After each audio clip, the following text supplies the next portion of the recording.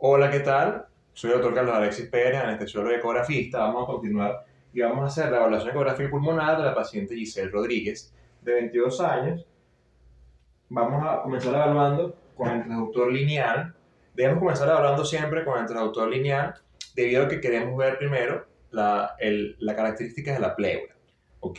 Entonces vamos a hablar primero de lo que es una ecografía pulmonar normal, que es lo que probablemente nos encontremos en ella, y puedo darle ciertas características y datos de una ecografía pulmonar patológica que ya no la va a tener per se porque es una paciente sana, pero igual hay que nombrarlos. ¿Ok? Antes que todo, para hablar del sonido pulmonar, tenemos que saber que las ondas sonoras ultrasónicas se transmiten mejor cuando existe tejidos sólidos. Por ende, en tiempos atrás, en años anteriores, se descartaba por completo la utilidad de la ecografía pulmonar como método diagnóstico efectivo, debido a que el pulmón está lleno de aire. Entonces se pensaba que no transmitía, o se piensa, y es así, que no transmite adecuadamente las ondas sonoras. Pero ¿qué pasa?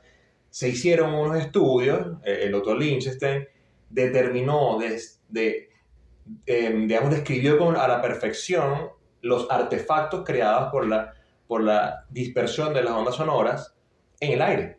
¿Ok? Y también el pulmón es aire sólido y líquido, por supuesto. Y se encontraron y se describieron varios patrones pulmonares, patológicos y normales, derivados de la propagación de las ondas sonoras en este medio, que es más que todo aire.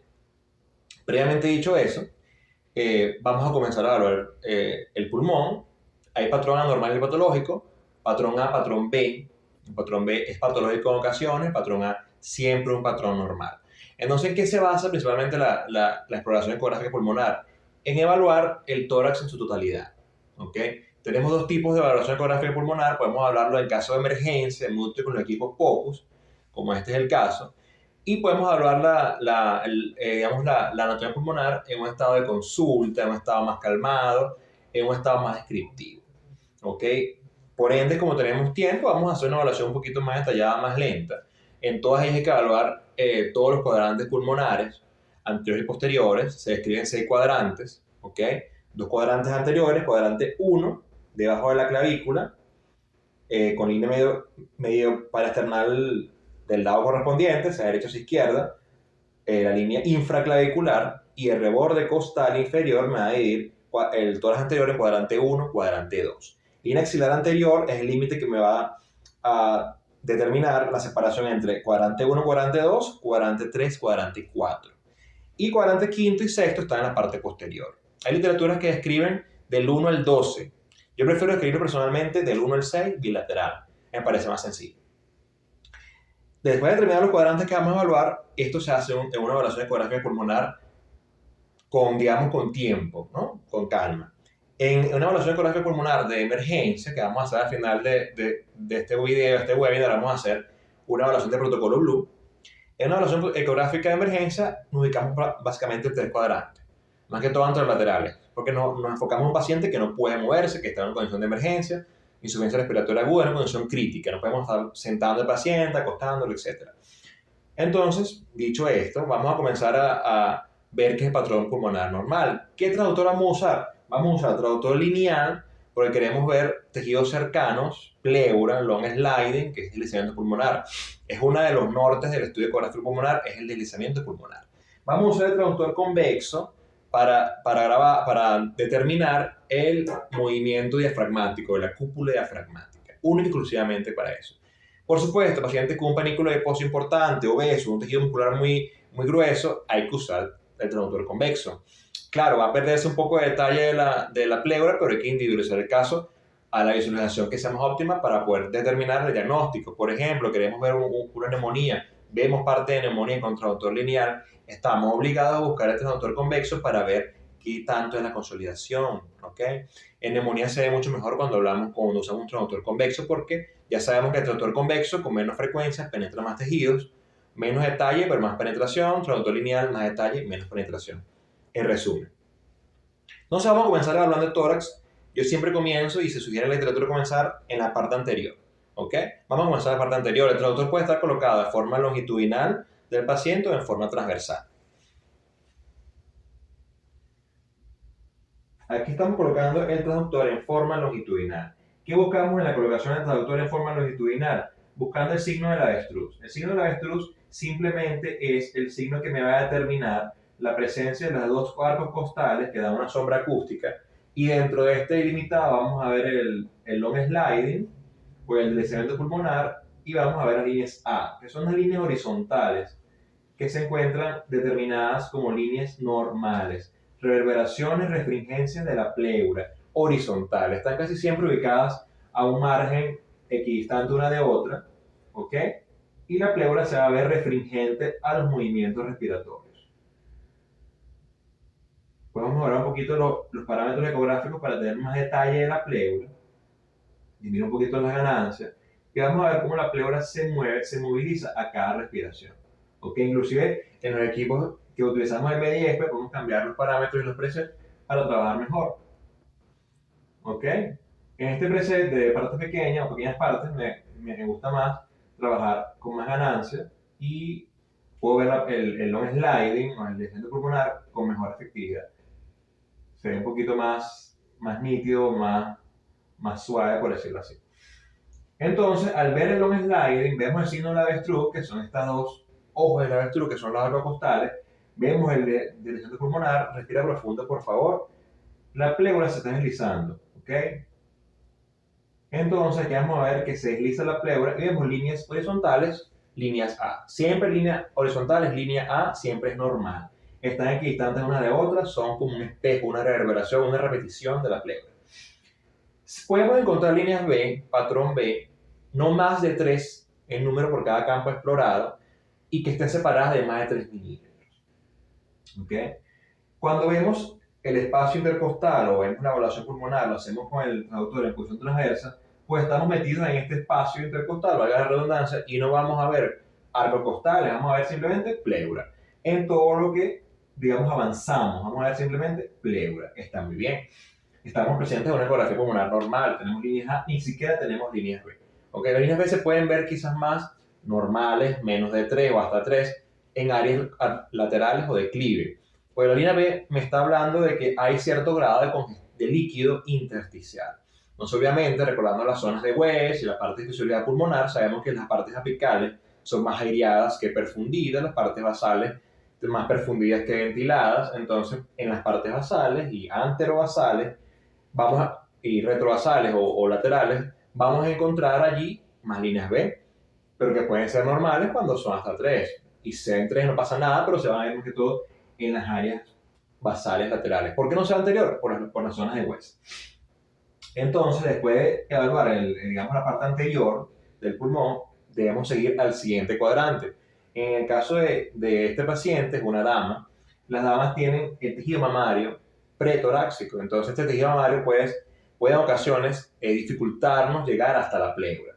Puede ser necesario que tengamos que usar un traductor con más profundidad, tipo convex, tipo microconvex, tipo phase array. ¿Ok? Acá podemos vamos a hacer la evaluación posteriormente de la región lateral. ¿Ok? Vamos a hacer esta evaluación lateral y anterior y la vamos a repetir también en modo M. La evaluación pulmonar ecográfica o ultrasonográfica se va a hacer en modo B, en modo M. Modo M, modo movimiento, modo anatómico. Vamos a ver en el modo M ciertas características importantes, muy puntuales. Ahorita lo vamos a discutir. En esta área, ubicando en la región, vamos a decir, basal lateral del campo pulmonar que estemos evaluando, vamos a buscar la base pulmonar, vamos a buscar líneas A, que se ven perfectamente acá, y vamos a buscar la entrada y salida, por decirlo de cierta manera, o el descenso y ascenso de la cúpula diafragmática, o la entrada y salida del hígado.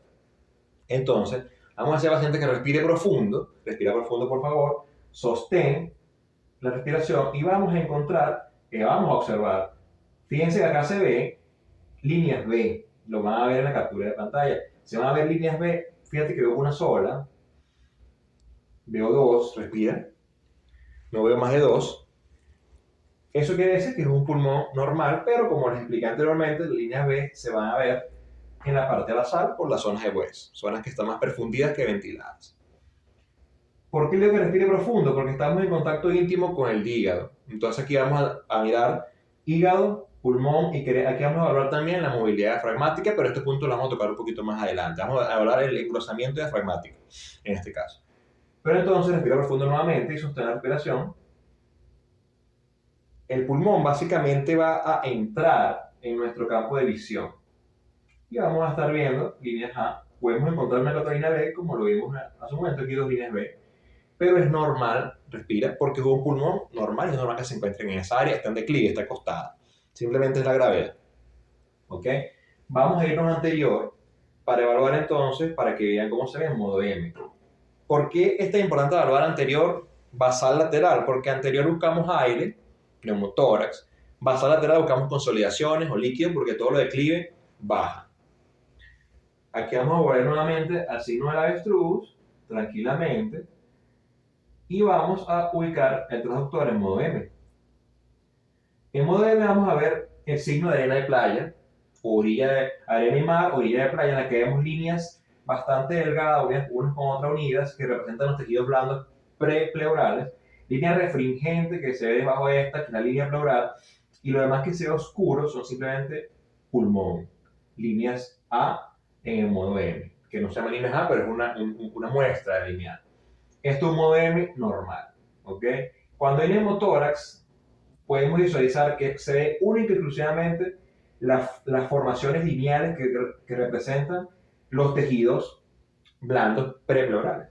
¿Qué quiere decir esto? Que se ve un signo que se llama signo de la estratosfera o signo del código de barra. Puras linecitas, no se ve el espacio oscuro, por decirlo así, que me está hablando de que es el pulmón hallado, el aire.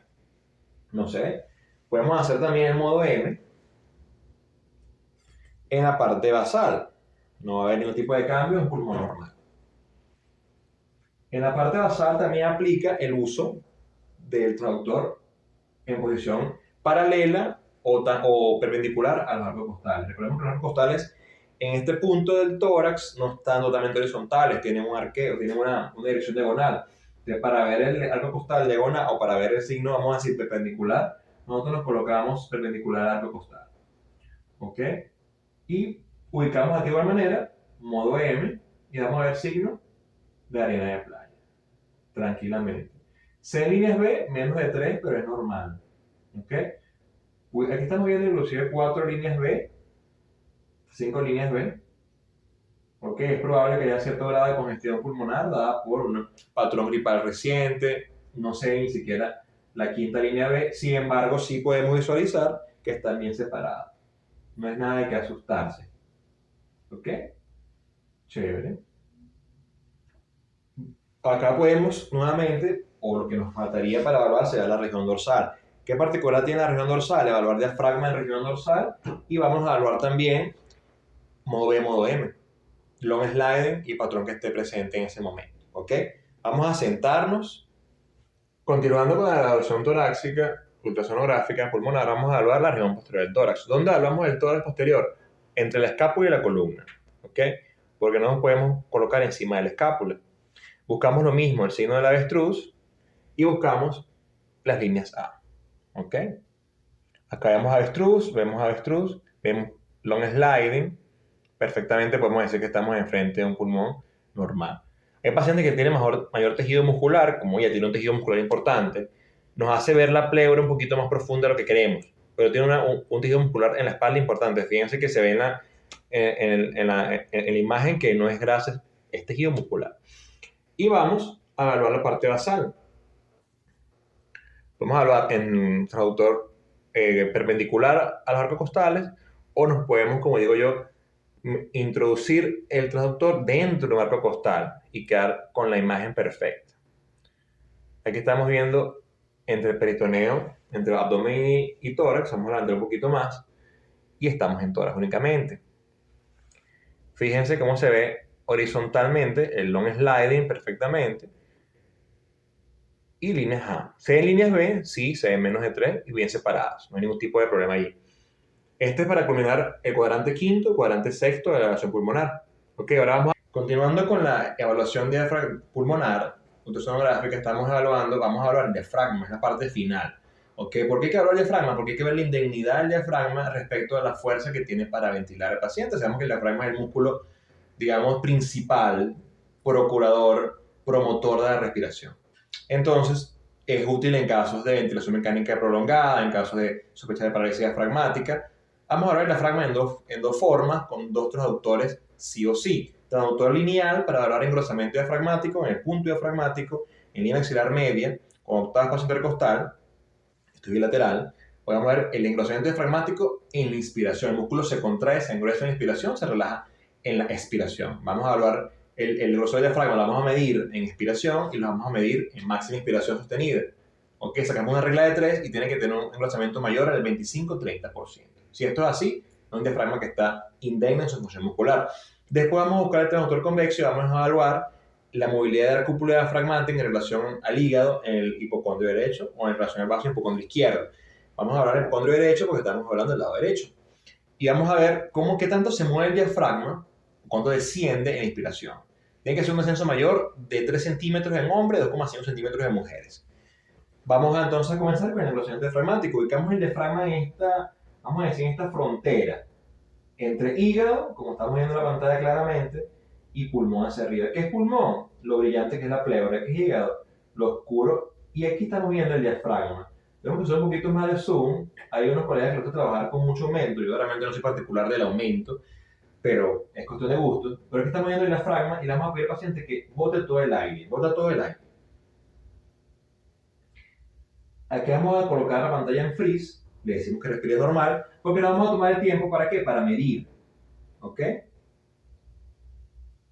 Vamos a hacerlo nuevamente. Bota todo el aire. Perfecto. Vamos a medir. ¿Qué vamos a medir? El engrosamiento diafragmático. En la pantalla se ve, en la captura de pantalla se va a ver 3 capas. Una capa superior, que es externa, refringente, que es la capa pleural. Una capa media, que es la túnica, que es la capa muscular, también es refringente, esa línea que está en el medio. Y la capa peritoneal, que está en contacto con el hígado. Vamos a buscar aquí donde medir, distancia, y simplemente vamos a medir este ancho. ¿Okay? Me da un valor de 1,92 centímetros. Tengo aquí 2 centímetros. 1,9 centímetros. ¿Qué quiere decir esto? Que vamos a ver la evaluación posterior cuando ya inspire profundo y sostenga. Vamos nuevamente, buscamos el punto en el que está delgadito, como está acá, y vas a respirar lo más profundo que puedas y aguantarlo unos segundos. Respira profundo, profundo, profundo, aguántalo. Yo tengo que buscar el diafragma, respira normal. ¿Por qué buscarlo? Porque él desciende, el diafragma desciende y se va a ubicar más abajo. Busco distancia nuevamente, mido cómo está esto. Estas 3 capas. En grosor, fíjense la diferencia. De 1,9 a 3,26. Prácticamente el 50% de engrosamiento. Perfecto. El diafragma que está perfecto. Ahora vamos a hacer un cambio, aquí mismo, del transductor. ¿Por qué? Porque tenemos que evaluar la movilidad diafragmática. Entonces vamos a cambiar el transductor convexo. Vamos a conectarlo con nuestra tablet y vamos a proceder a ver cómo se mueve el diafragma en ascenso y descenso mirando la cavidad abdominal. ¿Cómo ponemos el transductor? Lo ponemos paralelo a los arcos costales, ¿ok? Y en una posición como tangencial, queriendo mirar la cúpula diafragmática, queriendo mirar el hombro del lado que estamos evaluando. Hay que hacer un poquito de presión, a veces es complicado en pacientes que tienen obesidad, tejido graso importante, o un panículo o una masa muscular buena, porque bueno, es más tejido que está en contra, oponiéndose a nuestra visión. Pero fíjense que en ella yo apenas lo pongo así y estoy viendo perfectamente el final del hígado. O sea, lo último del hígado que está pegado al diafragma. Eso refringente ahí es pleura. ¿Cuál es la forma que yo tengo que hacer para medir cuánto la pleura, cuánto el hígado se movilizó? Yo simplemente tomo una línea. Hay otro software que tiene medidas estáticas. Yo puedo aquí colocar una línea. Lo que yo hago usualmente que uso estos equipos de medida expert, coloco una línea, la llevo hasta la medida que me da en la regla que tengo a mano izquierda y estoy en 150. Perfecto. Yo voy a pedir a que respire profundo y vamos a ver a dónde llega. Inspira profundo y sostén. Sostén, sostén y ya puedes respirar, pues ya lo posee.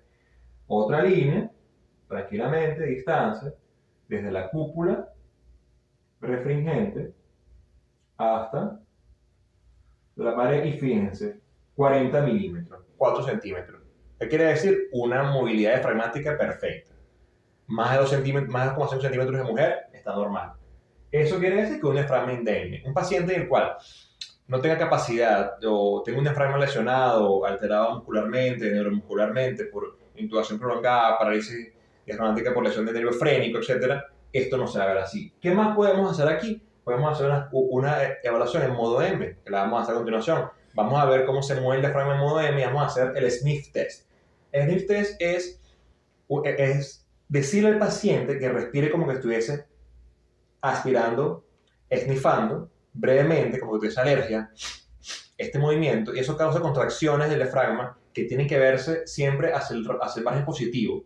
¿Okay? En el paciente que tiene parálisis diafragmática, esto se ve, digamos, deprimido, se ve negativo, o sea, va hacia la línea opuesta. Me habla de que es parálisis diafragmática. Vamos a ver el modo M, ponemos nuestro marcador del modo M aquí, y le vamos a decirle que respire profundo, y vemos como el diafragma se moviliza también en modo M, respira, bota el aire profundamente, bótalo todo y sostén. Vemos el movimiento del diafragma, tiene un buen movimiento. Se mide mejor en modo B, pero vemos el modo M también. ¿Pero en qué vamos a hacer el modo M? Sniff test. Vas a hacer así como si estuviese alergia. Rápido y duro. Puedes hacerlo lento. Pausar, así. Eso. Aquí se ve perfectamente que el diafragma está contrayéndose bien, la curva es positiva. Ahora nuevamente. En el paciente que tiene una parálisis diafragmática, esta curva es negativa, se deprime la línea pleural, la pleura, habla de que vamos a decir un signo paradójico se llama. Es una enfermedad, una contracción paradójica. ¿Ok? Y con esto también tenemos que evaluar la funcionalidad neuromuscular del diafragma. ¿Ok? Otra cosa muy importante es conversar un poco sobre, brevemente antes de culminar, sobre qué patológico se puede ver en pulmón. En diafragma y pulmón, bueno, en diafragma podemos ver patológico sniff test positivo, o sea, una contracción paradójica de esta línea en modo M. Podemos ver que esta excavación o movilidad diafragmática sea menor a los centímetros que corresponden al grupo etario, y podemos ver que el engrosamiento sea insuficiente, buscando es parálisis diafragmática. Pero en ecografía pulmonar tenemos un abanico inmenso de signos patológicos, ¿ok? Que se van a ver mucho en afecciones tanto aéreas como neumotórax, con sólidas como neumonías lobares, ¿okay? Atelectasia y en líquido. Sabemos que el líquido es lo que mejor se ve en la ecografía. Entonces, para evaluar líquido o evaluar consolidaciones, yo sugiero primero comenzar con el traductor lineal.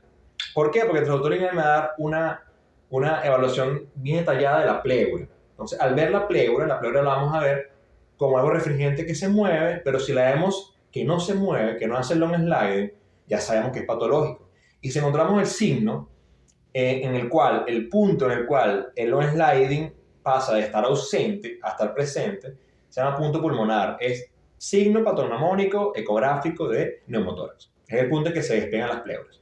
¿Ok? Obviamente no lo vamos a ver en ella porque ya está normal, ya está sana. También es importante evaluar la presencia de líneas B que estén mucho más de 3, muy unidas, coalescentes. Cualquier cuadrante, vamos a hablar de patrones alveolares o patrón intersticial alveolar. Básicamente, el patrón intersticial habla de más de 3 líneas B con separación menor a 3 milímetros. ¿Ok? Es un patrón intersticial puro. Pero si vemos que estas líneas empiezan a coalescer y están muy unidas, es un patrón alveolo intersticial. ¿Ok? ¿Esto qué me orienta el diagnóstico? Depende de la clínica del paciente. Paciente cardiópata, puedo pensar en amago de pulmón. Paciente con tos, fiebre, puedo pensar en una neumonía intersticial. Puedo pensar que hay un amago no pulmonar no cardiogénico. ¿Ok? Si vemos líquido, lo vamos a ver en las zonas de Cleaves, en el área inferior basal, vamos a buscar líquido. ¿Qué es muy útil aquí? Ubicarse en el hígado, y el líquido se va a encontrar por encima del hígado. Se ve claramente de raíz pleural, se ve muy bien en las zonas basales, y si es masivo se gasta inclusive anterior. Como una imagen hipoecoica, inclusive a veces anecoica si es líquido, pero cuando es esa sangre o algún exudado se ve hipoecoica. Y lo vamos a observar más que todo en los senos costales. ¿Ok? Eso es muy importante también tomarlo en cuenta. Vamos a ver también neumonías lobares, muy bien con el traductor convexo, cuando llegan a tener contacto con la pleura. Vamos a ver neumonías que se pueden determinar porque la onda sonora se transmite muy en el tejido sólido. Se llama como tejido de hepatización porque se ve parecido al hígado. Podemos ver signos de rasgado, que son signos irregulares, unas líneas irregulares y refringentes dentro de una posible colección pleural. ¿Okay? Podemos ver inclusive broncogramas ecográficos parecidos a los que se ven arriba aquí de tórax, pero lo vemos que son estáticos o dinámicos, de acuerdo si hay una atelectasia. Podemos ver zonas atelectásicas con bandas atelectásicas que estén cerca de la pleura, se ven muy bien con el traductor lineal, se ven bien con el traductor convexo, mientras más profundas están. Lo que pasa es que las atelectasias, los líquidos, siempre se ven más cerca de la pleura. ¿Okay? El long slide es muy importante tomarlo en cuenta porque no solo habla de patología aguda, sino de patología crónica, paquipleuritis, neumonías que lleguen hasta la parte de la pleura que la hagan que se solidifique y no se deslice. ¿Ok? Y por supuesto, vamos a determinar patrón A, patrón B. Vamos para cerrar, vamos a ver fácilmente, en menos de 3 minutos, porque eso debe hacerse en menos de 3 minutos, cómo se hace el protocolo Blue. El protocolo Blue es un paciente que tiene insuficiencia respiratoria aguda y se abre un diagrama de flujo, ustedes lo pueden buscar en cualquier literatura. ¿Cuál es el norte del protocolo Blue? Es long sliding, es el deslizamiento pulmonar. Eso que hay que buscar. Si yo agarro con el traductor lineal, ellos sugieren hacerlo con lineal de entrada porque es el que me ve mejor la pleura. Pero vamos a mostrarles acá cómo se ve también cómo se ve el pulmón con el convexo. ¿Ok? Por supuesto hay que usar un poquito más de aumento, cambiamos un poco los presets y se ve igual el signo de la avestruz, líneas A, estamos viendo más profundo. ¿Ok? Yo pongo siempre en cardíaco para ver un poquito más de nitidez y un grano un poquito más grueso porque es lo que me permite ver bien el long slide. Entonces, el uso de convexo se pone obeso, pero vamos a ver la muestra cómo se ve, va a quedar plasmado aquí en el captura de pantalla. ¿Ok? Entonces, vamos a evaluar solamente en el protocolo Blue una evaluación rápida colocando mi mano superior va a variar si es derecha o izquierda, de acuerdo al lado donde estamos evaluando, y mi mano inferior acá, excluyendo el pulgar. Ambos pulgares se excluyen. Yo coloco un punto Blue superior que está entre mi dedo índice y anular, mi dedo medio y anular, y un punto Blue inferior que está dentro, en la parte media de la palma de la mano inferior. Hablando del protocolo, punto Blue superior, punto Blue inferior, ubicamos más del 70% de las patologías. Hablando punto Blue superior, rápidamente buscamos si hay o no hay punto pulmonar, hay o no hay long sliding. Por eso, como dice el protocolo Blue, long sliding es el número 1. Presente el long sliding, hablamos punto Blue inferior por supuesto, pero si tenemos long sliding tenemos que empezar a descartar otra patología. Hay patrón A, hay patrón B. Hay patrón A, empezamos a buscar otra patología. ¿Qué pasa? Que tenemos long sliding, la paciente con insuficiencia respiratoria aguda, o tenemos patrón A. ¿Qué quiere decir esto? Que hay una insuficiencia respiratoria aguda, pero que no está por congestión pulmonar. ¿Qué está pasando? Debemos seguir el algoritmo y descartar que haya una trombosis venosa profunda y hablamos las venas de los miembros inferiores, femoral principalmente, que es la más grande. Si tenemos signos indirectos o directos de trombosis allí, diagnosticamos un TED. Si no tenemos signos directos de trombosis, mantenemos una insuficiencia respiratoria, tenemos long sliding, tenemos patrón A, entonces es una crisis de asma severa, un EPOC exacerbado. Si vamos al lado opuesto, no encontramos long sliding, no existe long sliding, aquí se complica la cosa, porque o es una paquipleuritis exacerbada o es un neumotórax. Si encontramos el punto pulmonar, ya sabemos que es neumotórax. Si no lo encontramos, no descartamos el neumotórax, podemos buscar una neumonía y buscamos en los puntos, en el punto Blue inferior y en el punto PLAPS, que es una extensión del punto de la mano inferior hacia la axilar media, encontramos el punto PLAPS y en el punto PLAPS vamos a ubicar neumonía. Si vemos neumonía, mira, sabemos que es una neumonía. Si vemos signo de neumonía, llámese signo del desgarro, llámese derrame pleural o una masa hepatizada, que es una neumonía lobar, tenemos una neumonía diagnosticada. Y en este punto puede no haber long slide. ¿Qué habla cuando ustedes en el protocolo Blue que habla de A', B'? A' quiere decir que el patrón A es localizado y el B es localizado. Que tengo, por ejemplo, en el punto Blue superior un patrón A, pero que cuando voy al PLAPS tengo un patrón B. O sea, que quiere decir que el A fue nada más aquí. Y que el B es nada más aquí. Eso es un B localizado, no un B universal. Los B universal me hablan de, bueno, congestión pulmonar generalizada, más de todo cardiogénica, ¿ok? O neumonía intersticial bilateral, como cuando el COVID y el SARS-CoV pues, y la COVID, que era la característica. Entonces, ya podemos hacer diagnóstico de neumonía. Oye, no hay neumonía, no tengo long sliding, no consigo el punto pulmonar. Tengo que pasar a otro método diagnóstico, por supuesto, tomografía de tórax. Pero abarcamos el 90% de las posibilidades diagnósticas con este procedimiento que dura menos de 3 minutos. Entonces, básicamente, con esto podemos hacer un pequeño resumen, o fue un pequeño resumen de lo que es una ecografía pulmonar, tanto descriptiva con atención o más o menos rápida, que es el protocolo Blue. Gracias.